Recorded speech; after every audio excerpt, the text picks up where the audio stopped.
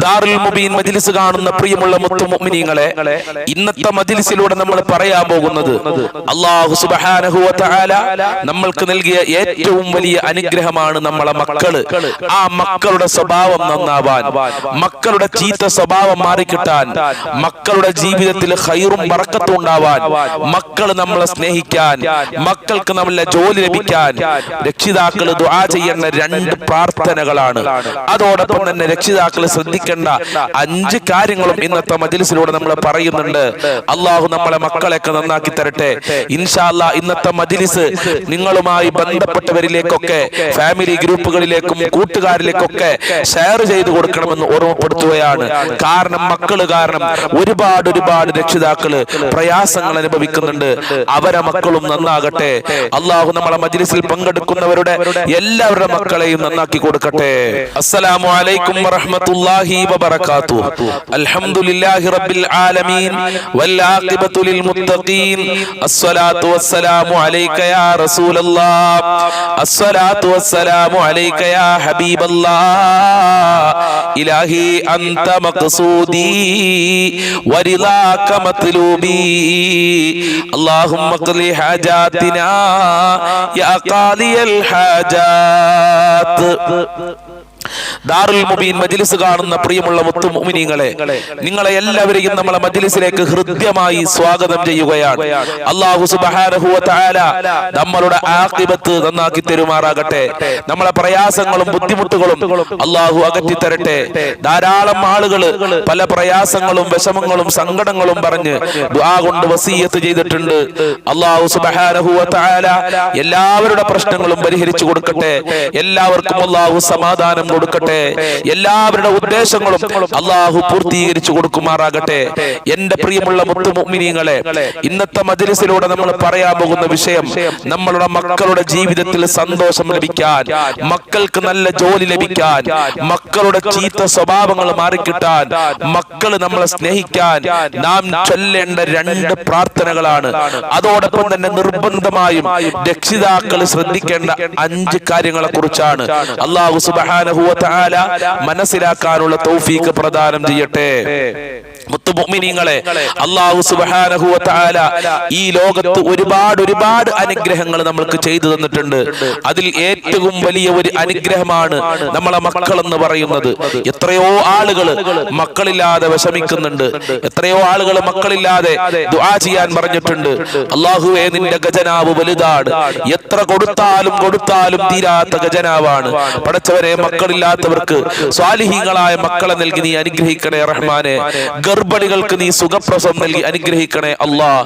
എന്റെ പ്രിയമുള്ള മുത്തു മുഅ്മിനീങ്ങളെ, ആ മക്കളുടെ സ്വഭാവം മോശമായി കഴിഞ്ഞാൽ, ആ മക്കൾ നമ്മളെ സ്നേഹിക്കുന്നില്ലെങ്കിൽ രക്ഷിതാക്കളായ നമുക്ക് എത്ര വിഷമുണ്ടാകും, എത്ര സങ്കടം ഉണ്ടാകും.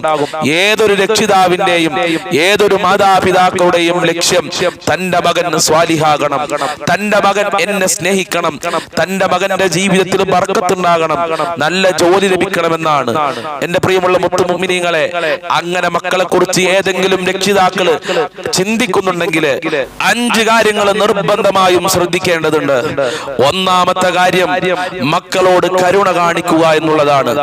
മക്കളുടെ ചെറുപ്പകാലത്ത് മക്കളോട് കരുണ കാണിക്കാൻ ഇസ്ലാം പ്രത്യേകം നമ്മളോട് നിർദ്ദേശിച്ചിട്ടുണ്ട്. മഹാനായ റസൂലുള്ളാഹി സ്വല്ലല്ലാഹു അലൈഹി വസല്ലം തങ്ങൾ ചെറിയ കുട്ടികളോട് കരുണ കാണിച്ചിരുന്നു എന്ന് റസൂലുള്ളാഹിന്റെ ചരിത്രം പരിശോധിച്ചു നോക്കിയാൽ കാണാവുന്നതാണ്.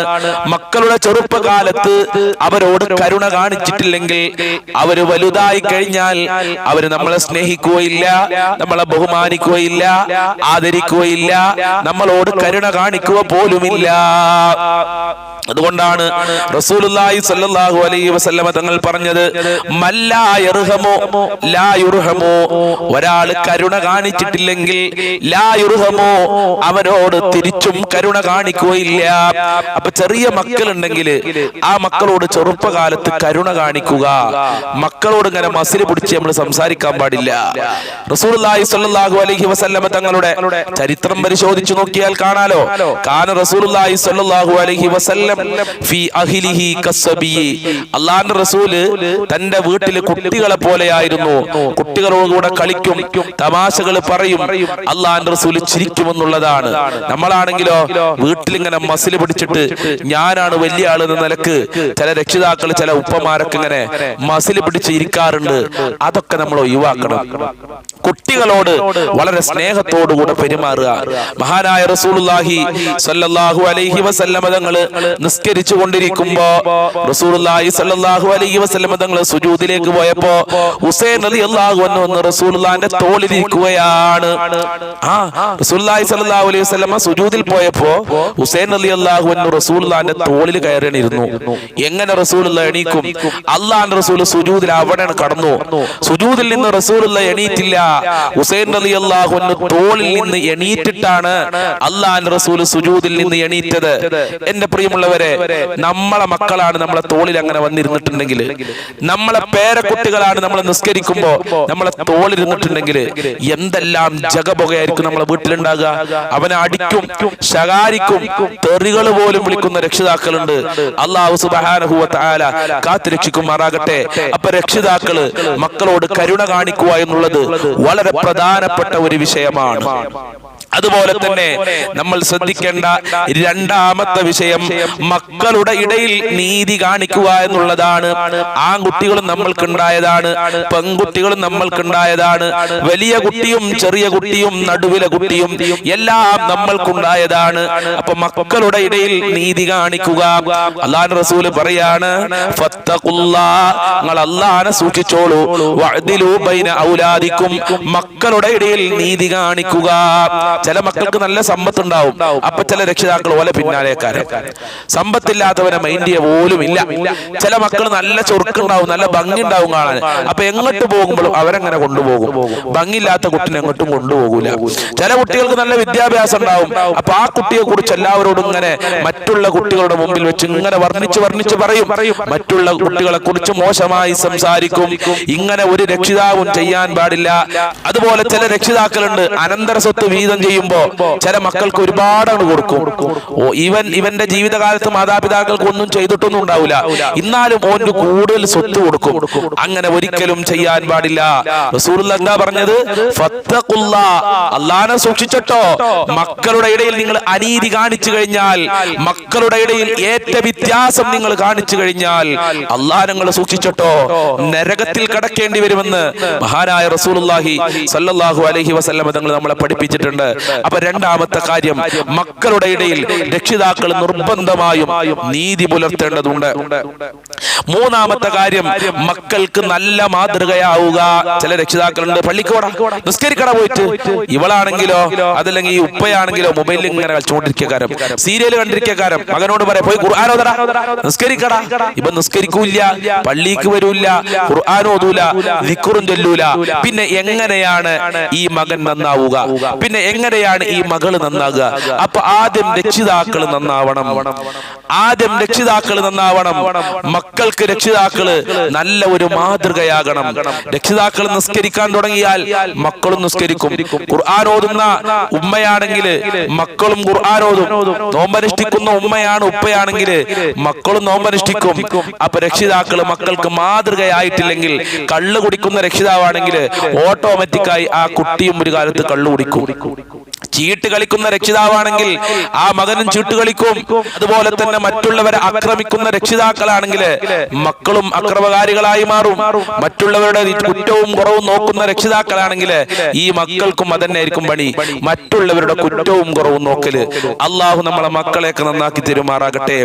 അതുപോലെ നമ്മൾ ശ്രദ്ധിക്കേണ്ട നാലാമത്തെ കാര്യം, മക്കളോട് നല്ല കാര്യങ്ങൾ നിരന്തരമായി നമ്മൾ ഉപദേശിക്കണം. നമ്മൾ മാത്രം നിസ്കരിച്ചാ പോരാ, മക്കളെയും നിസ്കരിപ്പിക്കണം. നമ്മൾ സുബഹിക്ക് തഹജ്ജുദ് നിസ്കരിക്കുന്നു, സുബഹി നിസ്കരിക്കുന്നു, മകനാണെങ്കിൽ നല്ല ഉറക്കായിരിക്കും, നല്ല സുഖത്തിൽ ഉറക്കായിരിക്കും. നമ്മളതൊന്നും ശല്യപ്പെടുത്താതെ, ഫാനൊന്നും ഓഫാക്കാതെ, വാതിലൊക്കെ ശരിക്കടച്ച് പുതപ്പൊക്കെ ശരീരത്തിൽ ശരിക്കിട്ട് കൊടുത്ത് നമ്മൾ നിസ്കരിക്കാൻ പോരും. അങ്ങനെ ഒരിക്കലും ചെയ്യരുത്. നമ്മൾ നിസ്കരിക്കുമ്പോ മക്കളോട് നിസ്കരിക്കാൻ കൽപ്പിക്കണം. നമ്മൾ ഖുർആൻ ഓതുമ്പോ ഉറങ്ങുമ്പോ മക്കളോട് നിസ്കരിക്കാൻ വേണ്ടി കൽപ്പിക്കണം. അല്ലാഹു ഖുർആനിലൂടെ പറഞ്ഞു, വഅ്മുർ അഹ്ലക ബിസ്സലാത്ത്, നീ നിന്റെ കുടുംബക്കാരോട് നിസ്കരിക്കാൻ കൽപ്പിക്കണേ. പരിശുദ്ധ ഖുർആൻ. അപ്പൊ മക്കളോട് നല്ല കാര്യങ്ങൾ ഇങ്ങനെ ഉപദേശിക്കണം. അങ്ങനെയായിരുന്നു മഹാന്മാർ. ലുഖ്മാനുൽ ഹക്കീം റളിയല്ലാഹുവിന്റെ ചരിത്രം പ്രസിദ്ധമാണ്. ഞാൻ അതിലേക്ക് പ്രവേശിക്കുന്നില്ല. 10ഓളം ഉപദേശങ്ങൾ മഹാനവറുകള് മകന് കൊടുത്തിട്ടുണ്ട്. ആ മകൻ ആ ഉപദേശം സ്വീകരിച്ചതിന്റെ പേരില് വലിയ മഹാനായി മാറി. വലിയ പണ്ഡിതന്മാരിൽ അല്ലാഹു സുബ്ഹാനഹു വ തആല ഉൾപ്പെടുത്തി എന്നുള്ളതാണ്. അപ്പൊ മാതാപിതാക്കളുടെ ഉപദേശം വളരെ പ്രധാനപ്പെട്ടതാണ്. അതുപോലെ തന്നെ 5ാമത്തെ കാര്യം, മക്കൾക്ക് വേണ്ടി രക്ഷിതാക്കൾ നിരന്തരമായി ദുആ ചെയ്യണം. എപ്പോഴല്ല, നിരന്തരമായി ദുആ ചെയ്യണം. നമ്മൾ എപ്പോഴൊക്കെ പ്രാർത്ഥിക്കുന്നുണ്ടോ അപ്പോഴൊക്കെ മക്കൾക്ക് വേണ്ടി രക്ഷിതാക്കൾ ദുആ ചെയ്യണം. അല്ലാഹുവിന്റെ റസൂൽ പറഞ്ഞു, സലാസു ദഅവാത്തിൻ മുസ്തജാബുൻ ലാ ശക്ക ഫീഹിന്ന, 3 ആളുകളുടെ പ്രാർത്ഥന അല്ലാഹു സുബ്ഹാനഹു വ തആല നിർബന്ധമായും സ്വീകരിക്കും. 3 ആളുകൾ പ്രാർത്ഥിച്ചു കഴിഞ്ഞാൽ നിർബന്ധമായും അല്ലാഹു അതിന് ഉത്തരം നൽകും. ലാ ശക്ക ഫീഹിന്ന, അതിൽ യാതൊരു സംശയമില്ല എന്നാണ് മഹാനായ റസൂലുള്ളാഹി സ്വല്ലല്ലാഹു അലൈഹി വസല്ലം തങ്ങൾ നമ്മളെ പഠിപ്പിച്ചിട്ടുള്ളത്.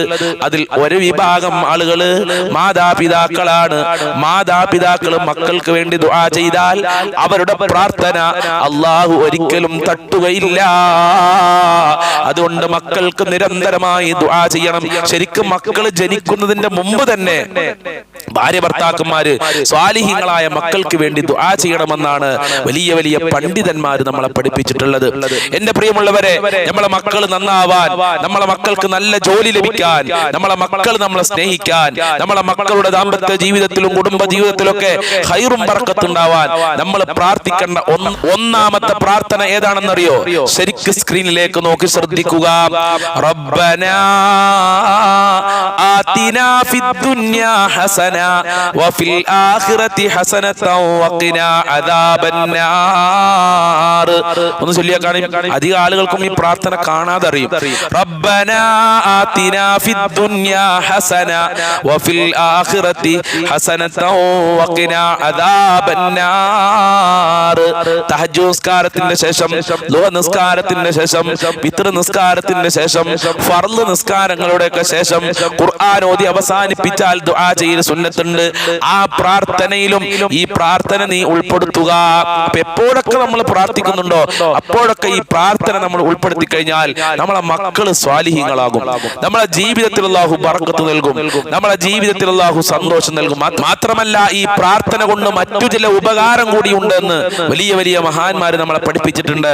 നല്ല വീട് ലഭിക്കും, നല്ല വസ്ത്രം ലഭിക്കും, നല്ല ഭർത്താവിന് ലഭിക്കും, നല്ല ഭാര്യയെ ലഭിക്കും, നല്ല വീട് ലഭിക്കും.